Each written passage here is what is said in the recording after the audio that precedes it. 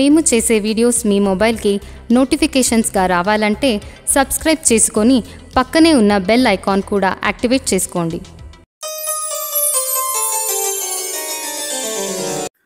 శ్రీమాత్రే నమః. శ్రీ ప్రత్యంగరాదేవి నమః. వరాహిదేవి నవరాత్రుల్లో ఒక విశేషమైనటువంటి సంఘటన జరిగింది. అతను ఎవరో కానీ తెలియదు, ముక్కుమొహం కూడా పరిచయం లేనటువంటి వ్యక్తి. యూట్యూబ్లో వీడియోస్ చూస్తూ ఉంటాడు. గత 4 నెలల నుంచి చూస్తూ ఉన్నాడంట. అతను నేను నవరాత్రులలో ఉన్నప్పుడు హోమం చేసేటప్పుడు చాలాసార్లు చేస్తే నేను ఫోన్ ఎత్తాను. ఎత్తిన తర్వాత ఎవరు మీరు అని అంటే, నేను పలానా ఏలూరు నుంచి మాట్లాడుతున్నా అండి. నేను వారాహిదేవి అమ్మవారికి చాలా చాలా చాలా ప్రియమైనటువంటి భక్తుడిగా అమ్మని ఆరాధించుకుంటూ సేవ చేసుకుంటూ ఉంటాను. ప్రతిరోజు అమ్మకి ఎంత విశేషంగా చేసుకుంటా అంటే అంత విశేషంగా నేను చేసుకుంటూ ఉంటా గురువు గారు అని చెప్పన్నాడు. చెప్పండి అయ్యా అన్నాను. అంటే అతను ఏమన్నాడు అని అంటే, నేను మిమ్మల్ని కలిసి ఒక్కసారి నేను మీతో ఒక మాట వినాలి అనుకుంటున్నాను. ఎందుకంటే మీరు తంత్ర విధానంలో ఉన్నారు. మీరు చేసేటటువంటి పూజా విధానాలు నేను చూశాను.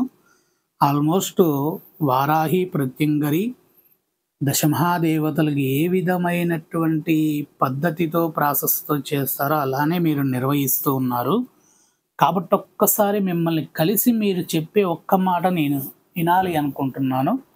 నాకు అమ్మవారు ఆజ్ఞ ఇచ్చింది. నేను ఈరోజు మీకు ఫోన్ చేయడానికి కూడా కారణం, మొన్న రాత్రి వారాహిదేవి అమ్మవారి యొక్క ఉపచార పూజలన్నీ కూడా చేసుకొని నేను రాత్రి సాధనలో అమ్మని అడిగాను, మీ ఫోటో ఫోన్లో ఎదురు పెట్టుకొని, ఇతను పలానా గురువు పలానా ప్రత్యంగరిని ఆరాధిస్తుండు, నీ నవరాత్రులు కూడా చేస్తున్నాడు, ఇతని దగ్గరికి వెళ్తే నాకు మార్గం ఏమైనా కనబడుతుందా? నేను ఒక చిన్న తప్పు చేశాను కదా, ఆ తప్పుకి ఏమైనా ఇతను మార్గాన్ని చూపించగలుగుతాడా, చూపించేటటువంటి శక్తి సామర్థ్యం ఉందా అని ఆ అమ్మవారిని సాధనలో అతను నా ఫోటో పెట్టుకొని అడిగాడంట. అడిగితే అమ్మవారి దర్శనం అయ్యింది అని చెప్పింది. ఎప్పుడైనా ఒకటే, సాధన చేసేటప్పుడు మనం అమ్మవారి దగ్గర అవుతుందా కాదా అని అంటే, కాదు అంటే కనుక అమ్మవారు ఎంతసేపటికి రాదు. అవుతుంది అని అంటే అమ్మవారి యొక్క రూపం దర్శనం మనకి కలుగుతుంది. అతనికి కలిగిందంట. కలిగిన తర్వాత నేను పలానా సమయంలో హైదరాబాద్ వెళ్ళిన తర్వాతే ఫోన్ చేస్తా, ఇక్కడ చెయ్యను అని చెప్పి ఆ రోజు అతను సాధనలో సంకల్పం చెప్పుకొని అతను నిద్రించి తర్వాత ఆ రోజు నా దగ్గరికి రావడానికి వచ్చే ముందు ఫోన్ చేసి వచ్చాడు. అడ్రస్ చెప్పమంటే చెప్పాను, వచ్చాడు. వచ్చిన తర్వాత నా ఎదురు కూర్చున్నాడు. చెప్పండి స్వామి ఎవరు మీరంటే, నేనేనండి ఏలూరు నుంచి ఫోన్ చేశా అని చెప్పా కదా, నేను హైదరాబాదులోనే ఉన్నాను, మిమ్మల్ని కలవడానికి వచ్చాను, ఇది విషయం అండి అన్నాడు. చెప్పండి ఏంటి అసలు ప్రాబ్లం ఏం చెప్పండి అన్నా. లేదు, మీరు నన్ను చూసి చెప్పాలి, మీరు సాధకులు నేను సాధకుని అన్నాడు. అంటే దేని గురించి ఏంటి చెప్పండి. లేదు గురువు గారు, నాకు కొద్దిగా మీరు చెప్పగలిగితే చాలండి అన్నాడు. సరే అయితే నేను హోమ కార్యక్రమంలో ఉన్నాను, ఇది పూర్తయిన తర్వాత మనం కూర్చొని మాట్లాడదాం అన్నా. అతను కూర్చుండు, కార్యక్రమం అయిపోయిన తర్వాత అతను ఎదురు కూర్చున్నాక చేయి పట్టుకున్న తర్వాత 2 days కిందట నువ్వు నా గురించి నీ సాధనలో అమ్మవారిని అడిగావు కదా అన్న. ఇంకంతే. అతను చేయి తీసిండు, లేచిండు, 2 కాళ్ళ మీద పడి బాధపడ్డాడు. అంటే ఆ ఆనంద బాష్పాలతో సంతోషపడ్డాడు. ఆ సంతోషపడ్డాక చాలాసేపటికి లేచిన తర్వాత అతను, గురువుగారు నేను ఇప్పటికీ ఒక 12 లేదు ఒక 10 మంది, మా అంటే మంచిగా 10 మందిని కలిశానండి. 10 మందిలో అందరూ కూడా నేను వారాహిదేవి అమ్మవారిదని ఫోన్లో చెప్పిన తర్వాత మళ్ళీ నేను వాళ్ళ దగ్గరికి వెళ్ళిన తర్వాత, నువ్వు వారాహిదేవి అమ్మవారి పూజ చేస్తున్నావు, నీకు బాగా కలిసి వస్తుంది, మంచిగా ఉంది, నువ్వు అలానే చేసుకో అని చెప్పి అలా చెప్పినటువంటి వాళ్ళే ఉన్నారు. వారందరి గురించి కూడా నేను నా దేవి యొక్క సాధనలో నేను అడుగుతూ వెళ్ళాను. అందరినీ కూడా అమ్మ చూపించింది. మిమ్మల్ని నేను ఫైనల్గా అనుకున్నాను, ఈ నవరాత్రుల్లోనే నేను ఇతన్ని కలవాలి, ఇతను ఏం చెప్తాడో అది నేను చూడాలి, దాన్ని బట్టి నేను ఒక నిర్ణయం తీసుకుంటా అని చెప్పి అనుకున్నా అని చెప్పి అన్నాడు. అంటే నీవు మంచి అక్షరముతో ఉన్నటువంటి బీజాక్షరి మంత్రాన్ని పఠిస్తూ ఉన్నావు. నీకు ఉన్నతమైనటువంటి స్థానము ఒకరోజుగా ఎదుగుతూ ఉన్నావు. మంచి పొజిషన్లో ఉన్నావు. నీవు 4వది ఏదైతే వ్యాపార సంస్థగా నీ రియల్ ఎస్టేట్ ఉందో దాంట్లో పందులు చాలా ఉండేవి. వాటన్నిటిని వేరొక చోటకు తరలించి దాన్ని రియల్ ఎస్టేట్ ప్లాట్లుగా చేసి నువ్వు సేల్ చేసావు. ఆ తర్వాతే వైష్ణవి వారాహి అనేటటువంటి పేరుతో నీ రియల్ ఎస్టేట్ని ప్రారంభించుకున్నావు కదా అని చెప్పన్నాను. ఇక అతను మాట కూడా రాలేదు. అంత అద్భుతమైనటువంటి విధానము ఎలా నాకు తెలిసింది అని అంటే, నేనేం భగవంతుణ్ణి కాదు, నేనేం అమ్మవారి యొక్క నాలో వచ్చిందనేది కాదు.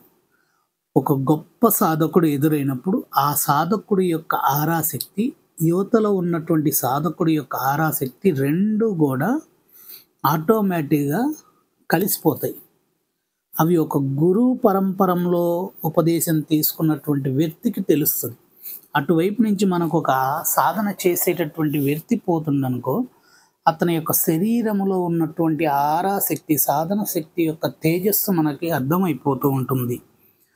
అతను నా దగ్గరకు వచ్చి కూర్చొని మాట్లాడేటప్పుడు నా ఆరా ఆల్మోస్ట్ అతన్ని ఏమంటారు మన భాషలో చెప్పాలని కబ్జా చేసింది. అంటే అతని యొక్క శక్తి భావము, అతను ఏ దేవత దగ్గర ఉందో, ఏ విధమైనటువంటి పరిస్థితిలో ఉన్నాడో అనేటటువంటిది తెలుసుకున్నాను. అంతేగాని అతని యొక్క పూర్తి చరిత్ర, గతాన్ని అవన్నీ కూడా లేదు. అతను నా దగ్గరికి ఎందుకు వచ్చాడనేటటువంటిది నా ఆరాశక్తి, నా శరీర శక్తి తన శరీర శక్తిని ఒక రకంగా కబ్జా చేసి ఆక్రమించుకున్నటువంటి విధానముగా ఉండి అది తెలుసుకోగలిగింది. అప్పుడు నేను చెప్పాను, అడిగిండు, ఇది ఎలా చెప్పారు మీకు? దైవ విధానమైనటువంటి భూత భవిష్యత్ వర్తమానాలు ఏమైనా తెలుసా అంటే, అటువంటిది ఏమీ కాదు. నా సాధన శక్తి నాకు చాలా విశేషంగా పనిచేస్తుంది. నాకు ఎటువంటి అనారోగ్యాలని దరి చేరకుండా అవుతుంది. నాకు ఎటువంటి ప్రమాదాలు ఏమన్నా ఏర్పడేటప్పుడు దాన్ని ఎవరైనా చేసిర్రు అన్నా కానీ, తర్వాత నేను అనుభవించినా కానీ తర్వాత వాళ్ళకి అది అనుభవించేటట్టుగా చేస్తూ ఉంటుంది. ఇటువంటి సాధన శక్తిలో నేనున్నాను. కాబట్టి నువ్వు నా ఎదురు కూర్చున్నప్పుడు నీ సాధన శక్తి నాతో, నా శరీర శక్తితో ఒక విధమైనటువంటి సంభాషణ చేసుకున్నాయి. దాన్ని బట్టి నేను చెప్పగలిగాను. అంటే ఇంత అద్భుతమైనటువంటి సాధన విధానమును తక్కువలో తక్కువగా చూసా గురువుగారు. నేను ఒక 10-12 మంది దాకా వెళ్ళాను. అందరూ అన్నీ చెప్పారు. కానీ వారు కూడా సాధకులు, వారు కూడా దేవత ఆరాధనలో ఉన్నటువంటి వారని, వారికి కూడా నేను అమ్మకు కావాల్సినటువంటి ధన రూపేణ వస్తు రూపేణగా సమర్పించుకుంటూ ఉన్నాను అని చెప్పి అన్నాడు. సరే, నువ్వు వచ్చినటువంటి సందేహం ఏంటి అని అంటే నేను చెప్పానా అంటే, చెప్పండి గురువు గారు అన్నాడు. నీవు తరలించినటువంటి ఆ పందులన్నీ సుభిక్షంగా ఆ ప్రాంతంలో ఉన్నాయో లేవో, లేదంటే వేరే ఎవరన్నా పట్టుకొని చంపేసి దాన్ని అమ్ముకొని ఏమైనా తినేసి చేశారో తెలియదు గురువుగారు. నాలో ఆ భావన, ఆ బాధ అయితే ఉంది. నేను చేసేది వారాహీదేవి. వారాహీదేవి రూపం అంటే మన భాషలో చెప్పాలంటే పంది ఆకారము. ఆ తల్లి యొక్క స్థావరాన్ని నేను కబ్జా చేసినట్టుగా ఉంది నాకు. నేను కొనుక్కున్నా కానీ దాన్ని కబ్జా చేసిననే భావనలోనే నేను ఉండిపోతున్నాను. ఆ బాధ నన్ను వదలట్లే గురువుగారు. దానికి ఏదైనా పరిష్కార మార్గం చూపియండి అని అంటే, అప్పుడు చెప్పాను నేను, నీవు 2 రోజుల తర్వాత ఇక్కడికి వస్తే నేను ఒక మార్గాన్ని చెప్తాను, దాన్ని బట్టి మనం చేద్దామన్నాను. అదేంటనేది ఇంకొక వీడియోలో మీకు తెలియచేస్తా.